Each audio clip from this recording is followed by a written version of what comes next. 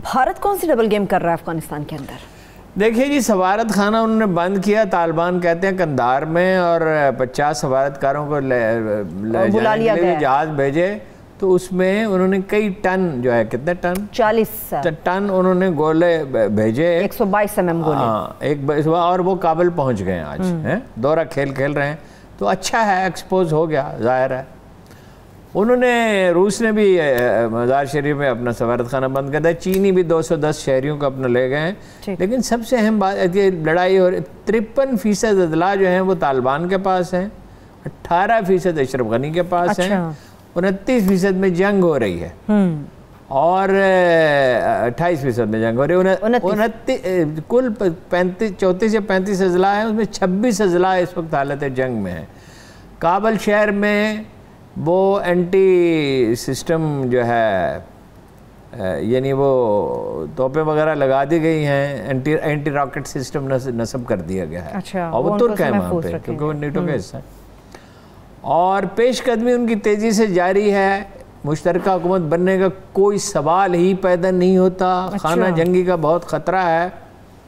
अलबत्ता ये मैसेज वो दे रहे हैं तालिबान के, हम ख़ातीन को तालीम के बराबर मौक़ा देंगे, अभी उनके एक लीडर ने आज कहा है। अच्छा। और अमेरिका ने ऐसी हौलनाक गैर जिम्मेदारी का मुजाहरा किया है जो पहले भी कर चुका है। पहले उन्होंने नवाज शरीफ की मदद से सिबगतुल्लाह मुजद्दिदी को वहाँ मुसल्लत किया, जिसकी ज़्यादा से ज़्यादा मकबूलियत हमारी एक छोटी से छोटी मजहबी पार्टी का तस्वर करें उससे ज़्यादा नहीं थी। और उस पर रॉकेट से हमला किया गया था, काबुल एयरपोर्ट पर रॉकेट लगा था उसके जहाज़ को, इत्तफाक से बच गया था, उसमें पाकिस्तानी अखबार में भी सवार थे।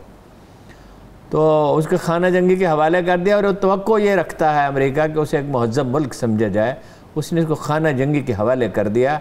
और अमरीकी चीनों ने ठीक कहा, हम उतना सख्त लहजा नहीं इख्तियार कर रहे हैं, समझते हम भी हैं कि अफ़गानिस्तान को डिस्टेबलाइज कर दिया, सारा बोझ उन पर डाल दिया, और अब इस पूरे खित्ते के लोगों पे उसका बोझ डाल दिया, और कहते हैं कि हमने अपने मकासद हासिल कर लिए। आप यहाँ जूते खाने के लिए आए थे, ये आपका मकसद था क्या? कौन सा मकसद आपने हासिल किया?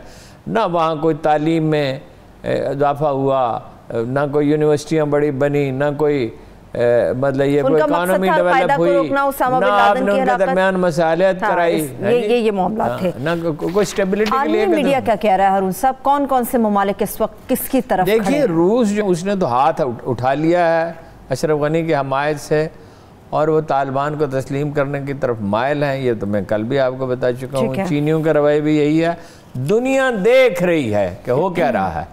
तालिबान की पेशकदमी को बहरहाल रोका नहीं जा सकता। ठीक, चलिए ब्रेक की तरफ बढ़ते हैं, एक ब्रेक ले लेते हैं। जब ब्रेक से वापस आएंगे तो FIA में शहबाज शरीफ साहब की जो तफ्तीश का मामला है, इसमें जानने की कोशिश करेंगे कि सच्चा और झूठा दोनों में से कौन है।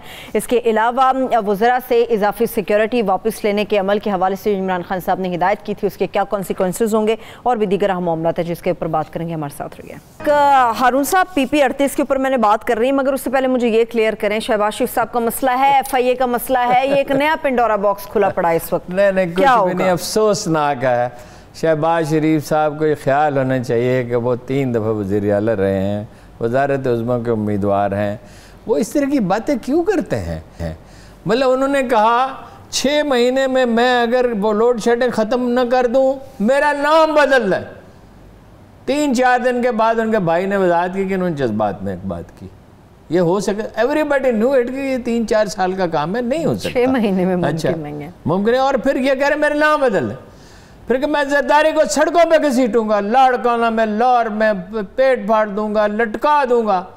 फिर कहा इलेक्शन के बाद मैंने उससे माफ़ी मांग लिया, भाई कहते हैं दोबारा माफ़ी मांग लेता हूँ।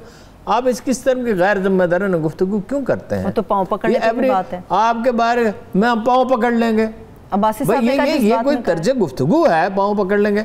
अच्छा, हाल आपका ये है, आप चीखते रहते हैं। मैंने कभी एक दहले की करप्शन नहीं की।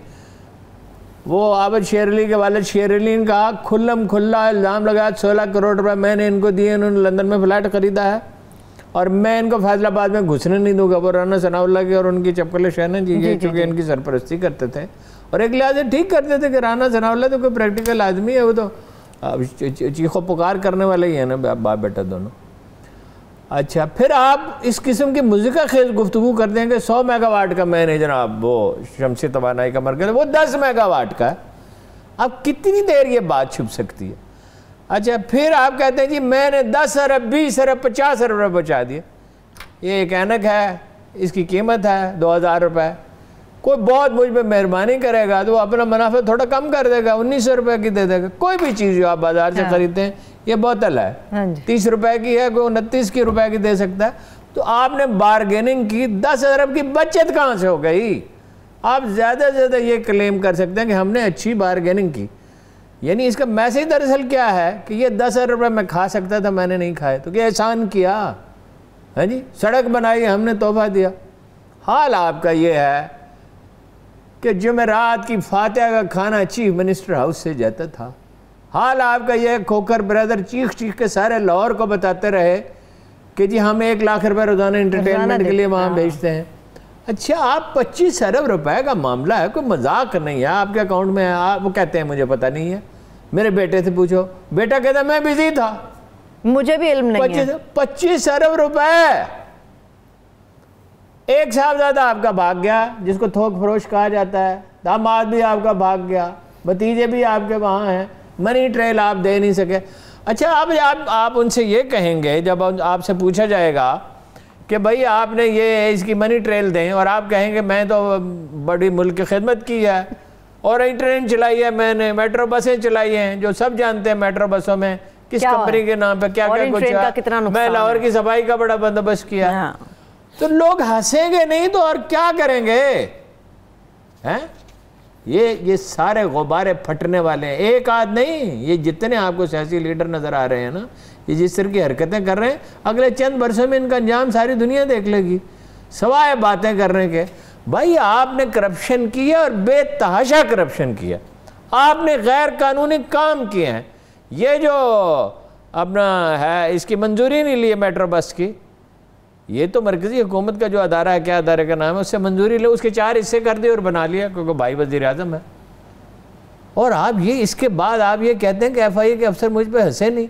अच्छा, वो कहते हैं हिरासा करते हैं। डरते, हरासा क्या किया? डरते बहुत। हालत ये है कि जब पहली दफ़ा गिरफ्तार हुए पूरे 10-15 मिनट वहाँ सर पे हाथ रख के बैठे रहे। जो कुछ आपने बोया है वो काटना तो पड़ेगा, काटना है। सही है। PP38 वहाँ पे हारून सब क्या हो रहा है? PP38 में देखिए वो तारक साहब ने आज इल्ज़ाम लगाया कि बरियार ब्रदर जो हैं उनके समधी हैं ये ताहिर खुर्शीद, और वो रात की तारीकी में वो डिप्टी कमिश्नर को बुलाते रहे यहाँ और DPO को भी, और रात की तारीकी में वहाँ जाते रहे। बरियार ख़ानदान इसकी तरदीद करता है। वो कहता है 27 रमज़ान मुबारक के बाद जब उनके भाई नासिर साहब की यहाँ कोई तकरीब थी, उसके बाद वो कभी यहाँ आए नहीं, उनको कोई अमल दखल नहीं। अच्छा, इल्ज़ाम तराशी का खेल जारी है और जारी रहेगा। वो जो आप में ये कहते हैं, ये भी कहते हैं कि जी ये जो बरियो ख़ानदान है वो उनका एक सीनियर ब्यूरोक्रेट जो रिटायर हुआ है वो चीफ इलेक्शन कमिश्नर पे और इलेक्शन कमिश्नर पे असरअंदाज होने की कोशिश कर रहा है।